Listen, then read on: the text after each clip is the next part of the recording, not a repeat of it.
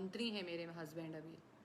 और आप देखिए कि जब मेरे पति एमएलए थे तभी हम लोग ऑलरेडी परली में 3 बंगले, एक फार्म हाउस, पूना में 2 बंगले बड़े बड़े, है ना, और बम्बई में हम लोगों के 2 बड़े बड़े फ्लैट हैं, एक नरीमन पॉइंट पे, एक शांता क्रूज में।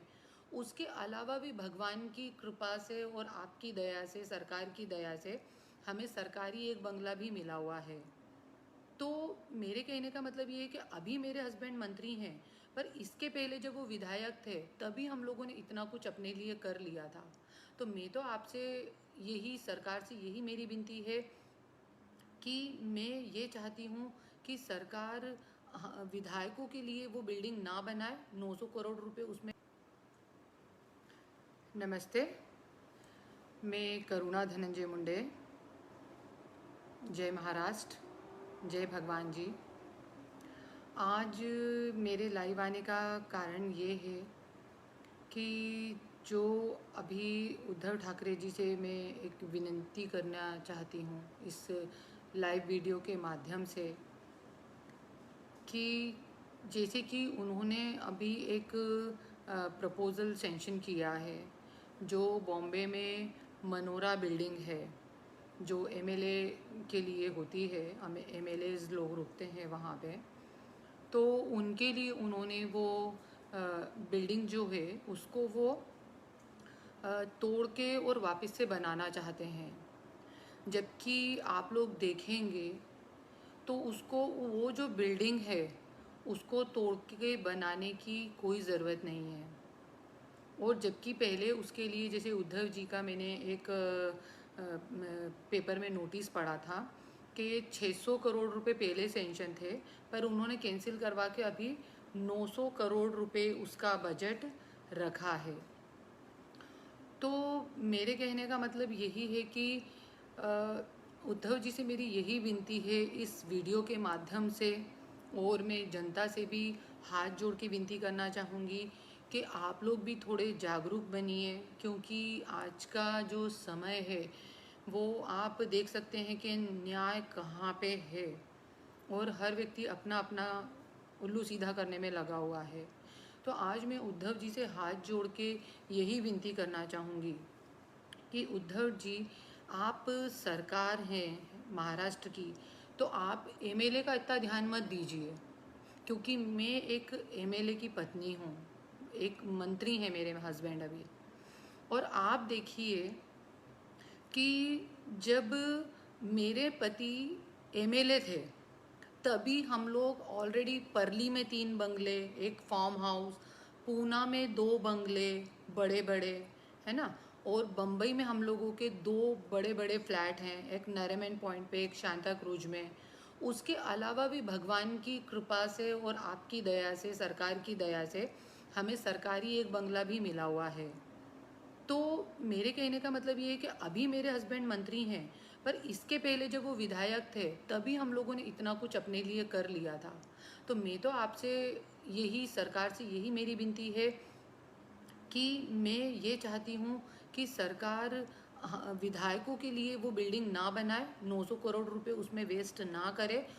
और कई ऐसी जगह हैं, कई ऐसे इलाके हैं, जैसे कि मैंने बताया अभी मैं सोशल वर्क करती हूँ, तो मैं कई जगहों पे जाती हूँ, और जाती हूँ तो वहाँ पे मैंने देखा, जैसे मुंबई जैसी सिटी में एक धरावली गांव है, वहाँ पे 30,000 के करीब लोग रहते हैं, और वहाँ पे पानी नहीं है, पानी तक नहीं है पीने के लिए, शौचालय नहीं है।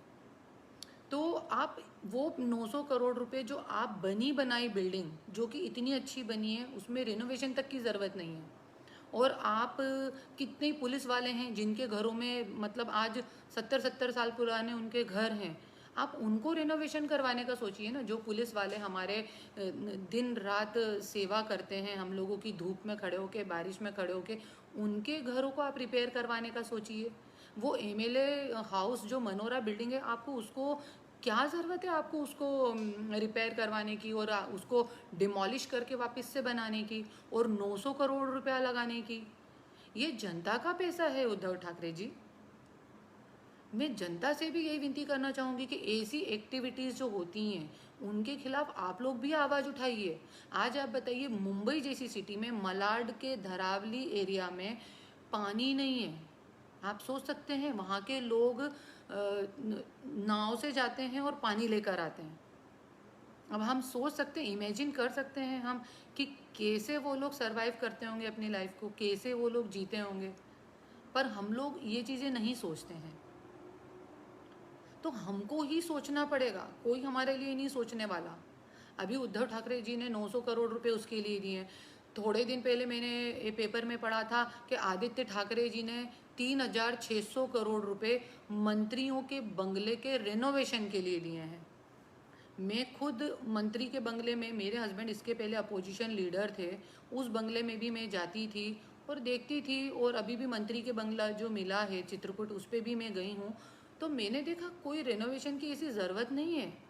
मेरी आपसे आदित्य ठाकरे जी, उद्धव ठाकरे जी, मेरी आपसे हाथ जोड़ के विनती है, आप ये पैसा वो एमएलए हॉस्टल को, जिसमें बिल्कुल ज़रूरत नहीं है, रिनोवेशन तक की ज़रूरत नहीं है, आप उसको डिमोलिश करके वापस से बनाने की जगह और उसमें वो उतना पैसा फूकने की जगह, मैं एक विधायक की पत्नी होने के नाते हमको कोई ज़रूरत नहीं है। और ऐसे ही मैं ये बात मानती हूँ कि जब मेरे हस्बैंड विधायक होके, और मंत्री बनने के पहले की बात है, जब 6-6 7-7 बंगले खड़े कर सकते हैं हर जगह पे, परली, पूना, बॉम्बे, जहाँ जहाँ वो रुकते हैं, जहाँ जहाँ वो रहते हैं, हर जगह एक नहीं, 2-2 3-3 बंगले हैं। तो क्यों आप हम लोगों पे पैसा वेस्ट करेंगे? तो एज एक विधायक, एक मंत्री की पत्नी होने के नाते, और आज जनता की जो दशा है वो देखते हुए, मैं उद्धव ठाकरे जी से हाथ जोड़ के ये विनती करूँगी कि आप वो पैसा एमएलए हॉस्टल पे ना लगा के, आप जो गरीब जनता है, जैसे धरावली गांव है, वहाँ पे पानी पहुँचा दीजिए। दोस्तों, विधायक की पत्नी ने जो सामने आके ये बात कही है, उनका हार्दिक अभिनंदन। दोस्तों, ऐसे ही विधायक को 1,80,000 के करीब उनको मंथली पेमेंट मिलता है और इससे भी ज़्यादा उनको अपने मतदार संघों में, यानी कि कॉन्स्टिट्यूंसी में काम करने के लिए करोड़ों रुपए में अनुदान मिलता है। ठीक है, मिलना ही चाहिए, काम करने के लिए मिलना ही चाहिए, लेकिन उस पैसों से अपने लिए तो कुछ ले ही सकते हैं। इसके बाद भी, जो कि मंत्री जी की पत्नी ने बताया है, ऐसा उनके ऊपर क्यों पैसा लुटाती है सरकार? अब इनके खिलाफ आंदोलन कौन करेगा, क्योंकि आंदोलन करने वाले भी यही है। तो दोस्तों, इसके बारे में ज़रूर सोचिएगा। और हम आम इंसानों के पास एक ही पावर है, और वो है अपना खुद का वोट।